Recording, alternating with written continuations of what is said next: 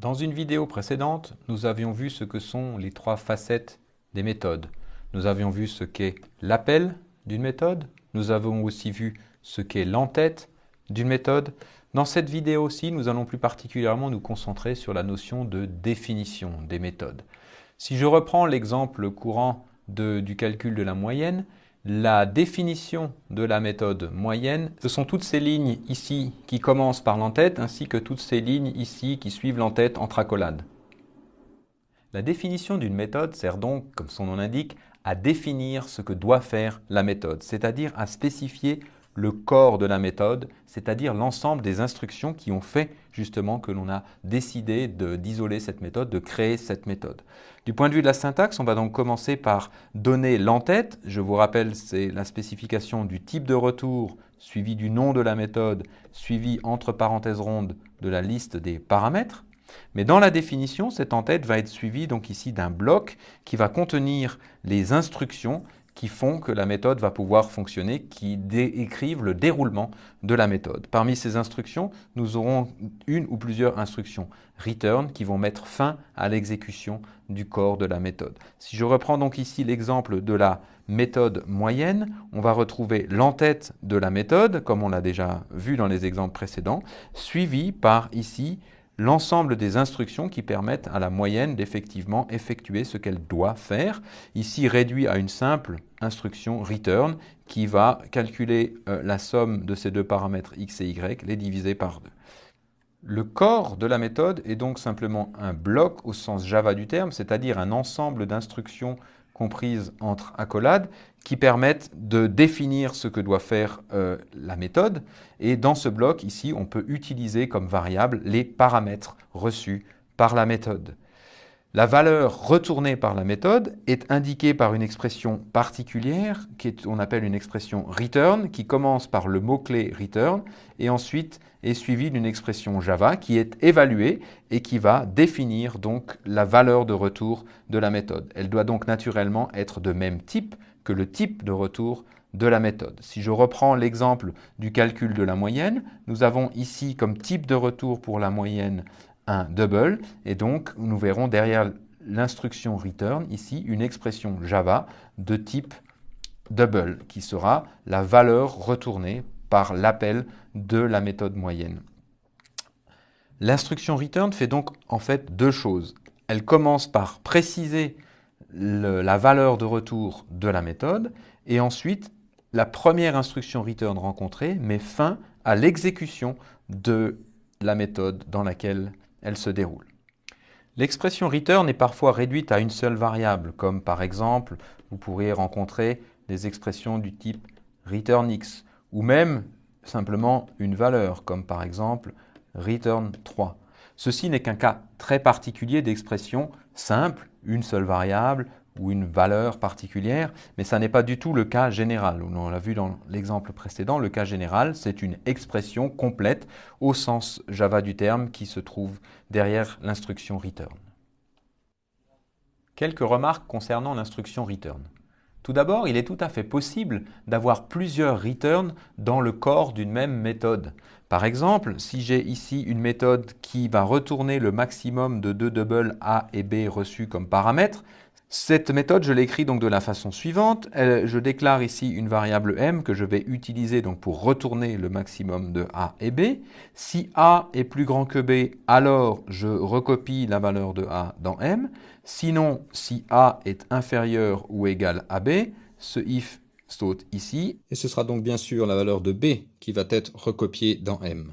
Mais on aurait tout à fait pu définir de façon un petit peu plus compacte la méthode max2, ici avec simplement deux instructions return. Ça fonctionne de la façon suivante. Si A est plus grand que B, alors on va rentrer ici et on va exécuter l'instruction return A, et donc cette instruction mettra fin à l'exécution du corps, et le maximum de A et B dans ce cas-là retournera la valeur de A. Par contre, si A est inférieur ou égal à B, l'instruction ici if va sauter dans le else et donc on exécutera ce return-ci qui retournera au reste du programme la valeur de B. Deuxième remarque concernant l'instruction return. Comme dit précédemment, le type de retour qui suit le mot-clé return doit être le même type que celui qui a été annoncé dans l'entête. Par exemple, ici, si je considère une méthode bidon qui ne prend pas de paramètres et qui retourne un double, alors je ne peux pas retourner ici une expression qui s'évalue à un type différent de double. Par exemple, ici, je ne peux pas retourner une valeur booléenne. Ceci va me donner une erreur lors de la compilation. Troisième remarque concernant l'instruction return. L'instruction return doit être la dernière instruction que le compilateur va rencontrer. Il ne peut pas y avoir d'instruction derrière l'instruction return. Si je prends par exemple la méthode ici lire, dont le but est de lire un double, elle ne reçoit donc pas de paramètres. La méthode va d'abord demander un nombre, ensuite elle va lire un nombre sur l'entrée standard, au clavier typiquement. Ensuite, elle va affecter un double ici déclaré n à la valeur lue au clavier, ici stockée dans KIB. Et puis, elle va retourner donc cette valeur n. Et on trouve dans cette méthode lire ici un affichage par exemple d'un retour à la ligne. Ceci n'est absolument pas possible. On ne peut pas avoir une instruction comme ça qui suit une instruction return. L'instruction return doit être la dernière instruction, sinon on reçoit une erreur du compilateur. Dernière remarque enfin concernant l'instruction return. Le compilateur doit garantir que l'on peut toujours exécuter au moins une instruction return. Donc par exemple, si je reprends une autre version de la méthode lire que nous avons vue juste précédemment, donc le début est exactement le même, on va lire sur le clavier un double que l'on aura saisi, mais ici supposons que l'on veuille que l'on retourne que des nombres positifs, donc on rajoute une condition ici si n est strictement positif. Si n est strictement positif, alors on va retourner n. Jusque-là, il n'y a pas de souci. Par contre, à ce niveau-là, il se peut tout à fait que l'utilisateur ait entré un nombre qui soit négatif. Il aurait pu rentrer -1, c'est tout à fait possible. Ce qui fait que donc l'instruction if ici va être fausse et donc qu'on va sauter après le bloc if. Et on va se retrouver ici à ne rien pouvoir exécuter. Le compilateur ne pourra donc pas toujours pouvoir exécuter le return et donc il retournera une erreur. Une correction possible pour ce code aurait été de bien sûr mettre la lecture, de mettre l'ensemble ici de la demande, de la lecture et de la valeur de retour dans une boucle while par exemple, tant que n était inférieur ou égal à 0, on redemandait la lecture du nombre, ce qui fait qu'on garantissait donc à ce moment-là tout le temps de terminer avec un return lorsque le nombre entré est strictement positif. Plus précisément, puisque l'on va commencer par demander la valeur à l'utilisateur avant de pouvoir tester si cette valeur est positive ou nulle, il s'agira concrètement d'une boucle do while. Donc on va pouvoir écrire ici la boucle do while. Ensuite, on va s'intéresser à la condition. Donc la condition était ici de retourner, de s'arrêter quand on a un nombre strictement positif, ce qui fait que l'on va donc vouloir boucler, répéter la question tant que le nombre est cette fois-ci, bien sûr, négatif ou nul. On répète tant que l'on n'a pas atteint la condition que l'on voulait pour faire notre return. Ok, donc on va ici rajouter le return n. Et tant que n n'est pas celui qu'on veut, tant que n est négatif ou nul, on va répéter, boucler sur, donc ici, bien sûr, donc d'abord afficher le message, donc cette ligne ici, puis ensuite lire la réponse, donc on va mettre cette ligne ici. Au niveau des déclarations des variables, il faudra donc bien sûr déclarer le scanner et déclarer n.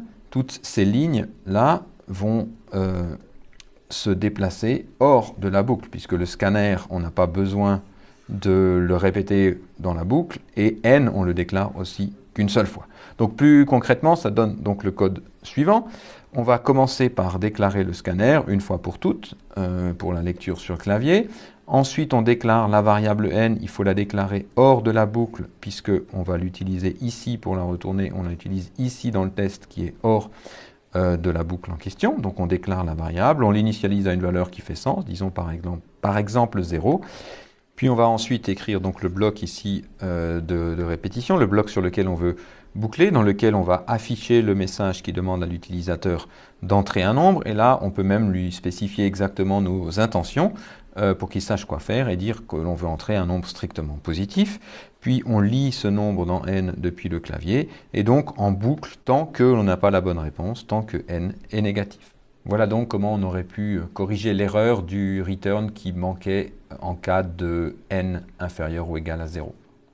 Présentons maintenant quelques cas particuliers de méthodes. Commençons par les méthodes sans valeur de retour. Je dois d'abord vous rappeler qu'une méthode au sens Java du terme n'a rien à voir avec une fonction mathématique. Une méthode en Java, c'est simplement un bout de code que l'on a réservé pour pouvoir l'utiliser, éviter la répétition. Et en ce sens, ce bout de code n'a pas forcément besoin de retourner quelque chose au reste du programme. Si c'est le cas, alors on va spécifier le fait que la méthode ne retourne rien en utilisant comme type particulier de retour le type void pour indiquer que l'on retourne rien au reste du programme. Dans ce cas-là, l'instruction return est alors optionnelle. On peut tout à fait ne placer aucun return dans le corps de la méthode, ou alors si vraiment on en a besoin, par exemple dans un if, d'arrêter à un moment précis l'exécution du corps, alors on pourra à ce moment-là utiliser l'instruction return. Prenons un exemple avec ici une méthode que je vais appeler affiche racine et dont le but est d'afficher la racine d'un paramètre de type double reçu ici que j'appelle a. Si a est négatif, alors vous savez qu'on ne peut pas calculer la racine et donc il n'y a rien à afficher. Donc dans ce cas-là, si la condition a négative est vraie, le if ici va se brancher sur cette instruction return. Il n'y a que l'instruction return ici qui va donc mettre fin à l'exécution de cette méthode. Notez que comme le type de retour ici de la méthode affiche racine est void, ça veut dire que affiche racine n'a rien à renvoyer au reste du programme. Et vous voyez donc ici que le return n'a aucune expression qui le suit. Ça n'aurait pas de sens. Ici, on ne sait pas quoi mettre derrière ce return. Si par contre A est positif ou nul, à ce moment-là, la condition du if est fausse, bien entendu, et à ce moment-là, donc, le bloc if est simplement ignoré et le programme va continuer après le if par exécuter ici l'affichage de la racine carrée de A. Et on arrive donc ensuite à la fin de la méthode où on n'a pas mis de return, la méthode va se terminer, il n'est ici pas du tout nécessaire de mettre un return. Un tel return est totalement optionnel. Autre cas particulier de méthode, les méthodes sans paramètres. Nous en avons déjà un petit peu parlé, mais je voudrais juste ici récapituler. Ce sont des méthodes dont on n'a pas besoin de fournir depuis le reste du programme de valeurs pour qu'elles puissent fonctionner. Alors à ce moment-là, il suffit simplement dans l'entête d'indiquer la liste de paramètres vides par simplement une parenthèse ouvrante et une parenthèse fermante collée sans rien au milieu. Prenons ici un exemple d'une méthode dont le seul but est simplement de demander un entier à l'utilisateur et donc qui doit retourner un entier au reste du programme. Un exemple d'appel pourrait être le suivant. Ici, on a une variable de type entier que l'on initialise ici avec le résultat de l'appel à saisie entier. Et cette méthode, donc saisie entier, n'a rien besoin de recevoir du reste du programme. Elle peut travailler simplement de façon autonome en déclarant ici localement pour elle-même une variable dans laquelle elle va stocker la réponse de l'utilisateur, en affichant la question entrer un entier à l'utilisateur, en lisant l'entier lu par l'utilisateur au clavier et en le mettant dans la variable temporaire locale ici i, et en retournant donc au reste du programme la variable i. Vous voyez bien que pour faire tout ceci, elle n'a pas eu besoin de recevoir d'informations du reste du programme. C'est une méthode sans paramètres. Une aparté pratique ici. Le scanner, jusqu'à maintenant, nous en avions besoin que dans la méthode main. Nous n'avions qu'une seule méthode jusque-là et nous utilisions le scanner dans la méthode main. C'est pour ça que nous le déclarions dans cette méthode. Ici, nous en avons besoin dans une une autre méthode, la méthode saisie entier. Alors bien sûr, on pourrait avoir une déclaration comme ça d'un scanner dans la méthode saisie entier. Mais c'est pas une bonne chose en soi parce que chaque fois que vous allez appeler saisie entier, l'idée de la fonction c'est quand même d'être appelé plusieurs fois. Chaque fois que vous allez comme ça faire un appel à saisie entier, si cette ligne de déclaration du scanner est dedans, ben vous allez à chaque fois redéclarer comme ça un clavier. Or, on n'a qu'un seul clavier. D'où l'idée, c'est de partager ce clavier pour tout le programme et donc de mettre cette ligne hors dans la classe, hors de toute méthode.